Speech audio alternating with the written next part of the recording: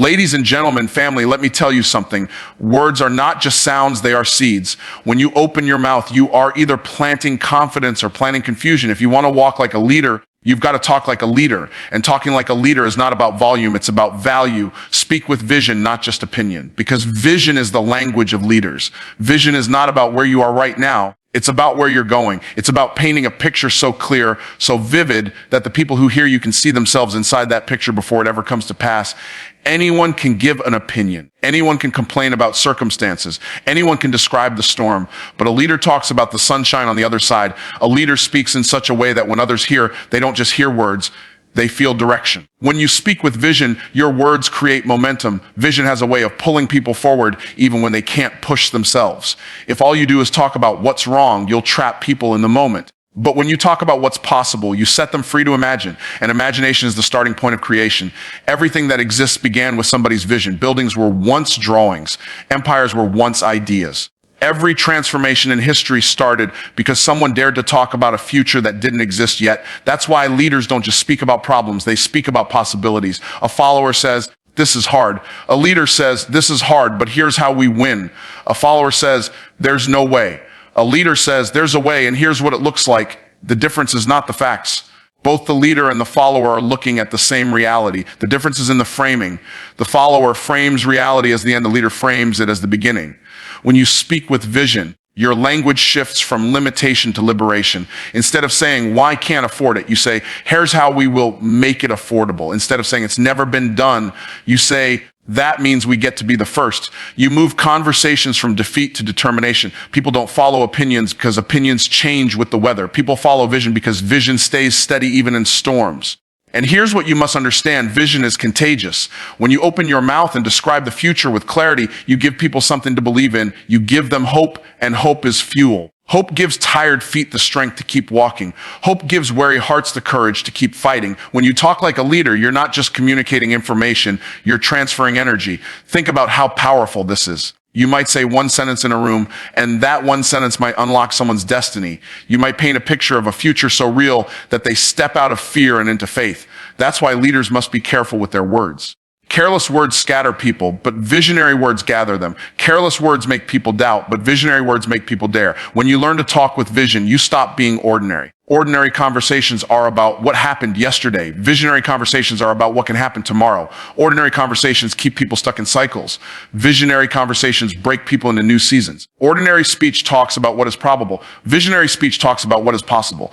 And the world is changed not by what is probable, but by what is possible. Leaders speak with vision even when circumstances scream the opposite. When resources are low, vision says, "This is seed time and harvest is coming." When opposition is high, vision says, "This pressure is producing progress." When others see giants, vision sees opportunities. Talking with vision doesn't mean denying reality. It means defining reality through a higher perspective. It's about seeing not just with your eyes, but with your insight.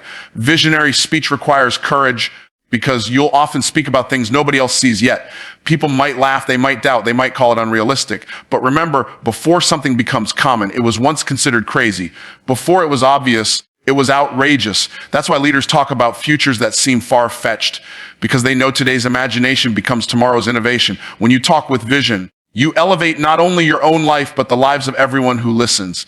People may walk into your presence hopeless, but if you talk like a leader, they will walk away hopeful. They may come in confused, but they leave with clarity. They may show up uncertain, but they leave with certainty. That's the power of visionary speech. It reshapes people from the inside out. And the reason this matters so much is because the tongue steers the ship. The words you use today create the direction of your tomorrow. If you keep talking about obstacles, you'll run into more obstacles. If you keep talking about opportunities, you'll start to recognize doors opening that you couldn't see before. Leaders don't ignore reality, but they choose words that aim higher than reality. They don't let present conditions silence future declarations. They understand that vision spoken consistently becomes vision manifested eventually. Use certainty, not hesitation, because nothing pulls people in like the sound of confidence. The difference between someone who gets ignored and someone who gets followed is not always knowledge, it's certainty. You can know a lot and still sound unsure. You can have average information but deliver it with authority, and people will lean in. People don't respond to hesitation, they respond to conviction. When you open your mouth as a leader, you have to decide before you speak that what you say will be clothed in confidence. Hesitation is contagious, and so is certainty. If you say, I think maybe we could try this, everyone around you feels your uncertainty. They begin to question not just the plan, but themselves. If you say, here's what we are going to do, and here's why it's going to work, suddenly doubt gets quiet and courage gets louder. That doesn't mean you always have every detail figured out. It means you have resolved in your spirit that forward is the only direction and faith is the only fuel. Certainty doesn't come from knowing every answer. It comes from knowing your assignment. When you know your purpose, you can speak with a firmness that others feel. People don't need you to predict the future. They need you to project confidence in the future. There is a difference. Prediction tries to guess what will happen. Projection declares what can happen when everyone commits. Leaders don't have to know every step, but they have to make every step sound like it matters. When you speak with hesitation, your words weaken. It's like trying to cut wood with a dull blade. But when you speak with certainty, your words become sharp. They cut through confusion. They separate doubt from direction. The same sentence spoken with hesitation creates worry, but spoken with certainty creates willingness. The tone of your delivery often matters more than the details of your message. Think about how many times people are unsure of themselves, unsure of their abilities, unsure of the path. When you stand in front of them and speak with certainty, you become an anchor in their storm. Your voice becomes stability in their shakiness. You give people something solid to hold on to. You may not even realize how powerful that is, but for some people, your certainty could be the only certainty they hear all week. This is why leaders must train themselves to remove the language of doubt from their speech. Words like maybe, possibly, I guess, and hopefully don't build trust. Replace them with words we will, we can, we must, and we are. It may seem like a small change, but the shift in energy is massive. The moment you take hesitation out of your vocabulary, you take hesitation out of your culture, because culture copies language. What you say consistently, the people around you will start repeating. If you speak with doubt, they will echo it. If you speak with certainty, they will embody it. Certainty is not arrogance, it is alignment. It's the decision to stand firm in what you believe, not waver every time the wind blows. Arrogance says, I am always right. Certainty says, even when I'm wrong, I will correct quickly and keep moving. People confuse the two, but they are not the same. Arrogance pushes people away. Certainty pulls people in. Arrogance is about ego. Certainty is about direction. Another thing to remember is that certainty is not loudness. You don't have to yell to be confident. You don't have to dominate the room with volume to dominate it with conviction. Some of the most certain voices are calm, but they are steady. They don't shake. They don't stumble. They don't wander. They hit every word like it was chosen on purpose. That kind of certainty makes people stop scrolling, stop doubting, stop resisting, and start listening. The truth is, hesitation costs you influence. Every time you sound unsure, you give away authority. And authority, once given away, is hard to regain. People don't just follow what you say. They follow how you say it. If you want them to believe, you have to sound like you believe. If you don't sound convinced, why should they be? Certainty is the bridge that carries people from skepticism to trust. When you master the art of speaking with certainty, opportunities open that hesitation would have closed. Investors say yes, customers buy, teams commit, doors swing wide, all because you sounded sure. Life bends in the direction of conviction. The marketplace rewards confidence. People trust those who trust themselves. And when you open your mouth with the language of certainty, you set the standard for everyone listening. Connect through stories, not just statements, because statements give people information, but stories give people transformation. Information lives in the mind, but stories live in the heart. If you want to move people, if you want to lead people, if you want to influence people, you have to talk in a way that bypasses their resistance and lands directly in their imagination. That is what a story does. A story disarms the defenses of logic and lets truth sneak in through the back door of emotion. People may forget your points, but they will remember your pictures. They may not recall your bullet list, but they will never forget the story that made them feel. When you rely only on statements, you become forgettable. But when you wrap truth in the skin of a story, you become unforgettable. Think about it. Every culture, every generation, every family carries its values not through textbooks, but through stories. Parents tell stories to children. Leaders tell stories to followers. Nations tell stories to citizens. Stories are the containers of meaning. That is why leaders who talk only in cold facts lose attention, while leaders who talk in living stories capture it. Stories create identification. When you tell a story, people see themselves in it.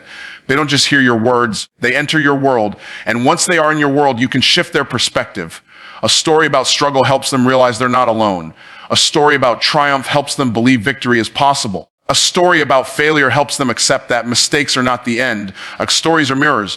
People look into them and discover pieces of themselves. If you want to talk like a leader, You must develop the skill of turning every lesson into a story. Don't just say hard work pays off. Tell a story about a time you worked when others slept and how that opened a door you couldn't imagine. Don't just say never give up. Tell a story about how quitting tempted you, but persistence rewarded you. Don't just say believe in yourself. Tell a story about the moment you doubted, but decided to stand anyway. Stories give your principles proof.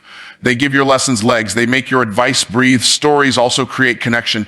People can argue with your statements, but they can't argue with your story. You can tell someone, this is how it works, and they might debate you. But when you tell them, here's what happened to me, they can't deny your experience. Stories lower walls because they are not confrontational. They are conversational. They feel less like commands and more like invitations. And people are far more willing to walk through an invitation than to surrender to a command. Leaders understand that storytelling is not just about entertainment. It's about empowerment. The goal is not to make people laugh or cry for the sake of emotion. The goal is to open their hearts so you can plant a seed of truth. The story is the wrapping paper, but the principle inside is the gift. That is why the greatest communicators in history, from prophets to presidents, from teachers to revolutionaries, all use stories. They knew that if you want your message to outlive your moment, you must place it in the timeless package of a story. And here's something else. Stories don't have to be long to be powerful. A short story told with clarity can do more than a 2-hour lecture. A moment of your life described vividly can change the trajectory of someone else's. The power is not in the length, it's in the resonance. A story resonates when it's authentic, when it's honest, when it's human. People are not looking for perfection in your stories. They are looking for connection. They want to know you've been where they are. You've felt what they feel. You've faced what they fear. That's when your story becomes their story. And that's when your words begin to work. Statements explain, but stories expand. Statements instruct, but stories inspire. Statements tell people what to do, but stories show them why they should do it. The human mind is wired to think in narrative. We organize memories as stories. We dream in stories. We plan in stories. When you use that natural design in your communication, you multiply your impact. People don't just hear you, they carry you with them. Long after the meeting ends, long after the conversation is over, they will still be repeating the story you told. That is why if you want to lead with your words, you must master the art of storytelling. It is not optional, it is essential. Because people don't build their lives on principles they can't remember. They build their lives on the stories that stuck with them. And if you want to leave a legacy, if you want to multiply your influence, if you want your words to echo beyond the moment you spoke them, you must turn your message into stories that can be retold for generations. Affirm value, don't just demand action. Because leadership is not about barking orders, it's about building people. Anybody can give instructions. Anybody can say, do this, go there, finish that. But when you affirm the value of the people you're speaking to, you do more than direct them, you develop them. A leader doesn't just see tasks, a leader sees talent. A leader doesn't just see work, a leader sees worth. And when you talk like a leader, your words don't just push people, they pull people higher. The reason this matters is because people are not machines, they are humans. Machines don't need affirmation, they just need commands. But humans have hearts, humans have fears, humans have doubts. And words that affirm their value silence those doubts. When you tell someone you've got what it takes, you're not just filling space with sound, you're filling their soul with strength. Sometimes the difference between someone quitting and someone continuing is a single sentence of affirmation spoken at the right time. Demanding action without affirming value creates compliance, but never commitment. People will do just enough to get by when all they hear are orders. But when they hear affirmation, when they hear that they matter, that their contribution counts, they give more than their hands, they give their hearts. And when people give you their hearts, that's when extraordinary results happen. Leaders understand that you can't extract greatness from people by force. You draw it out by faith, and faith is communicated through words that affirm. Affirmation is not flattery. Flattery is empty. It's manipulation dressed as encouragement. Affirmation is truth spoken in love. It's identifying the real value in someone and calling it out. People often don't see the greatness inside themselves. They walk around blind to their own brilliance. But when you affirm them, it's like holding up a mirror so they can see what was always there. You're not inventing value, you're illuminating it. And when you illuminate value, people shine brighter. When you talk like a leader, you learn how to affirm even while correcting. You don't just say, you got this wrong. You say, I know you're capable of better because I've seen your potential. You don't just say, you need to improve. You say, you're too talented to settle for this level. The correction still comes, but it comes wrapped in affirmation. And when correction is wrapped in affirmation, people receive it as coaching, not condemnation. They walk away motivated, not deflated. Words of affirmation create an atmosphere. It's the atmosphere where confidence grows, creativity flows, and commitment strengthens. Think about a workplace where people feel undervalued, where every word they hear is criticism or command. What happens? People shrink, they hide, They hold back. Now think about a place where affirmation is normal, where leaders remind their people their value, their strengths, their importance. In that environment, people rise, they risk, they reach. The same people can produce completely different results depending on the atmosphere of words surrounding them. Leadership is not just about results, it's about relationships. And affirmation is the glue of relationships. When people feel unseen, unheard, unappreciated, they eventually disconnect. But when they feel valued, when they feel recognized, they stay connected even in difficult times. Affirmation is like oxygen to the human spirit. Without it, people suffocate under doubt. With it, people breathe and believe again. And here's the truth. Affirmation costs nothing but pays everything. It doesn't take a dime to tell someone they did well. It doesn't take a budget to say, I'm proud of you. It doesn't take resources to say, I believe in you. But the return on those words is massive. Loyalty, trust, energy, and excellence are often born out of the soul of affirmation. People will go the extra mile for a leader who affirms them because affirmation creates alignment. They don't just follow the mission, they feel part of it.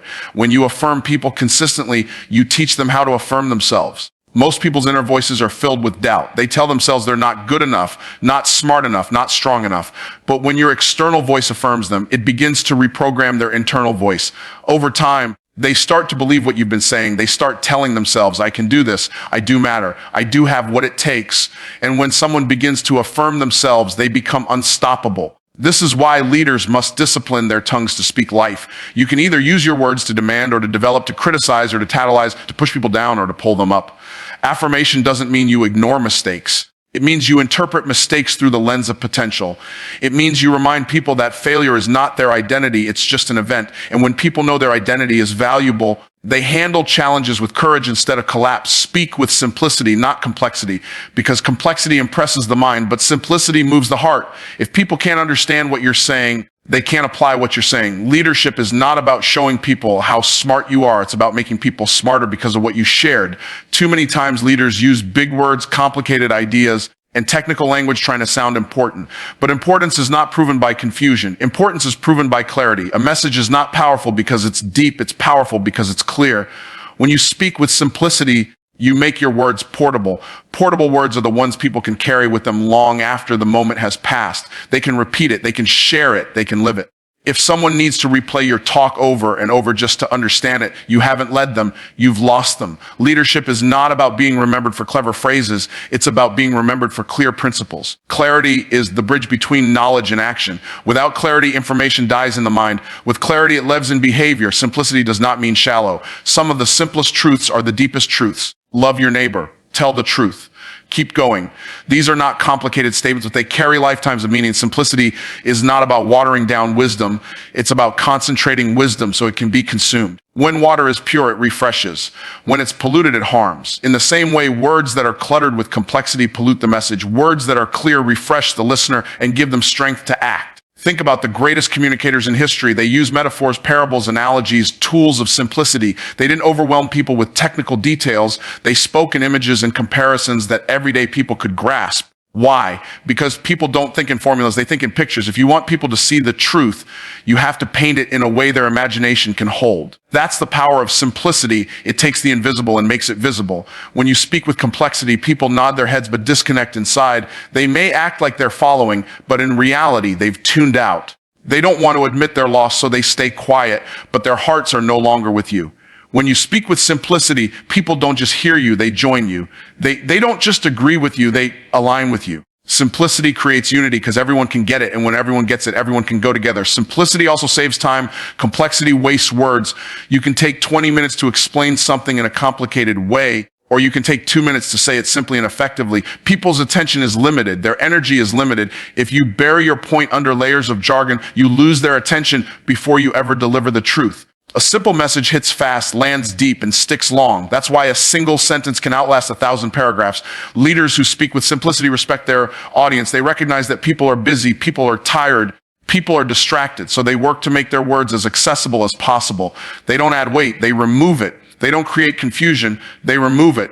They don't talk to show off, they talk to serve. And that's the essence of leadership service. Speaking simply is serving the listener with clarity. Simplicity multiplies impact. Imagine telling a team, our objective is to synergistically optimize cross-functional methodologies to achieve operational excellence. That sounds impressive, but nobody remembers it.